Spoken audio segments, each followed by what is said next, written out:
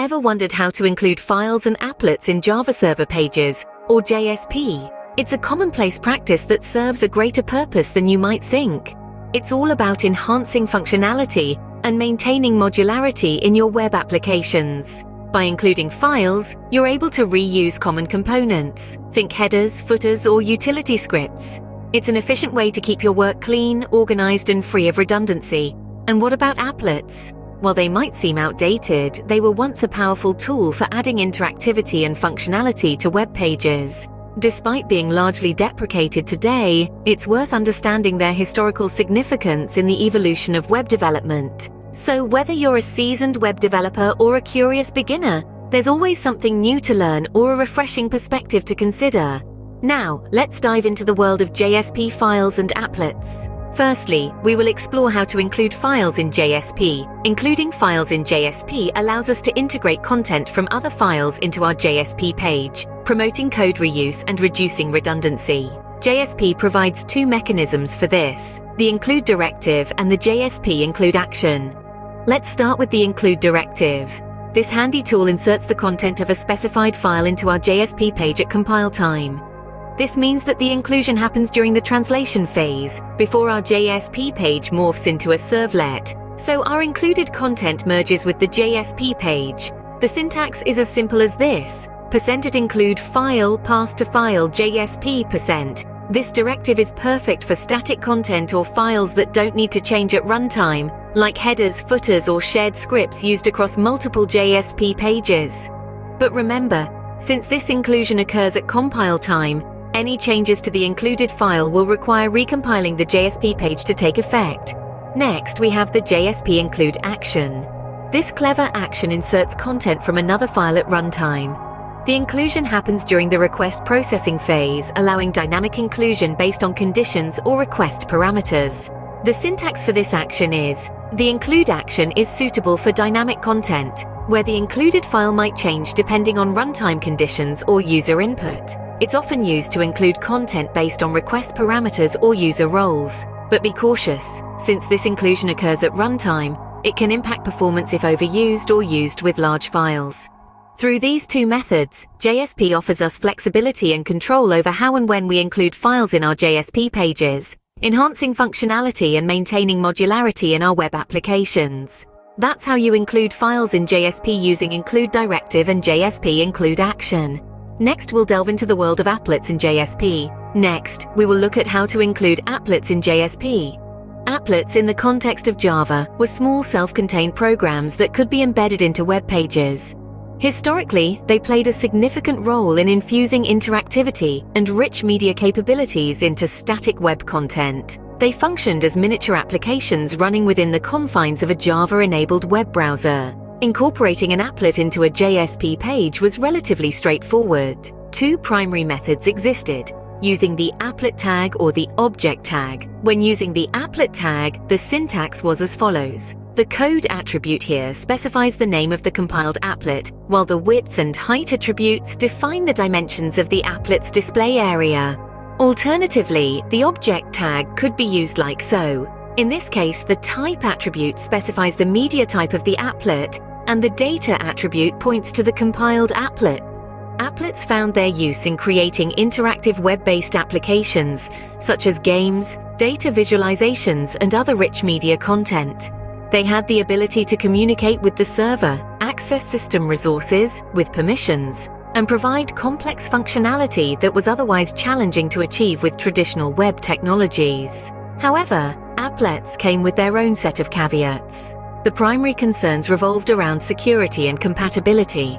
Applets had access to system resources which, if misused, could pose significant security risks. Moreover, they required the Java plugin to run, which was not always compatible across different browsers. Over time, with the advent of modern web technologies like JavaScript, HTML5, and CSS, the necessity for applets diminished. These newer technologies offered similar, if not better, capabilities, without the need for additional plugins or the security concerns associated with applets.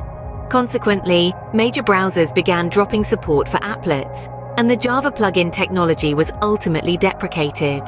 Despite their deprecation, it's interesting to see the role applets once played in JSP. They served as a stepping stone, paving the way for the interactive and dynamic web content we enjoy today. As we continue to advance in the field of web development, it's crucial to understand and appreciate these historical technologies and the foundations they laid for the future. Applets, though no longer in use, offer a fascinating glimpse into the evolution of web development, reminding us of how far we've come and inspiring us to keep pushing the boundaries of what's possible. Despite their deprecation, it's interesting to see the role applets once played in JSP. You might be wondering, do people still use applets? The short answer is, not really. Applets, once a staple in the realm of web development, have been largely overshadowed by the advent of more modern and secure technologies. Back in the day, applets were small Java programs embedded into web pages, providing interactive features that enhanced user experience. They were versatile, capable of creating games, data visualizations, and other rich media content. However, with time, their drawbacks became glaringly apparent. One of the main reasons behind their downfall was security concerns. Applets had the ability to access system resources, which, while useful, also opened up potential security loopholes. The potential for malicious code to exploit these vulnerabilities led to an increasing mistrust in applets. Browser incompatibility was another nail in the coffin. As web browsers evolved, support for applets started dwindling.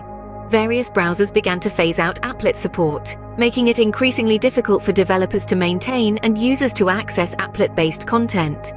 But perhaps the most significant factor in their decline was the rise of modern web technologies. JavaScript, HTML5, and CSS burst onto the scene, offering developers a more secure, flexible, and efficient way to create dynamic and interactive web content. These technologies didn't require any additional plugins, unlike applets, and were supported across all major browsers, making them a more attractive choice for developers. Today, the Java plugin technology, which was necessary to run applets, is no longer supported. This, coupled with the removal of applet support from major browsers, has effectively made applets obsolete in the current web development landscape. Despite their deprecation, it's important to remember the role applets played in the evolution of web development. They were pioneers in their time, pushing the boundaries of what was possible on the web and paving the way for the dynamic, interactive websites we enjoy today. Although applets are no longer in favor, they have played a significant role in the evolution of web development. Let's summarize what we've learned today. When working with JavaServer Pages or JSP, including files and applets can significantly enhance the functionality and modularity of your web applications. Including files, whether through the Include Directive or JSP Include Action, allows you to reuse code and reduce redundancy. The Include Directive is your go-to for static content or files that don't see much change at runtime, while the JSP Include Action is ideal for dynamic content and situations where the included file might change based on runtime conditions or user input. Just remember that while these mechanisms make your work easier, they come with their own caveats. With the Include Directive, changes to the included file need a recompile of the JSP page to take effect. The JSP Include Action, on the other hand, can impact performance if overused or used with large files. Now, let's not forget about applets. Despite being largely deprecated today, they once played a crucial role in providing interactive features on web pages. Applets were small Java programs embedded into web pages using either the applet tag or the object tag. They were used to create everything from games and data visualizations to other rich media content. But as with everything, they had their shortcomings. Security concerns, browser incompatibility, and the rise of modern web technologies such as JavaScript, HTML5, and CSS have led to their decline. Today, major browsers have removed support for applets, and the Java plugin technology is no longer supported. In conclusion, while the world of web development continues to evolve, understanding these foundational elements like including files and applets in JSP can provide a valuable perspective on how we got where we are today and how to navigate the future. And that's how you include files and applets in your JSP pages. Stay tuned for our next tutorial where we'll dive deeper into the fascinating world of web development.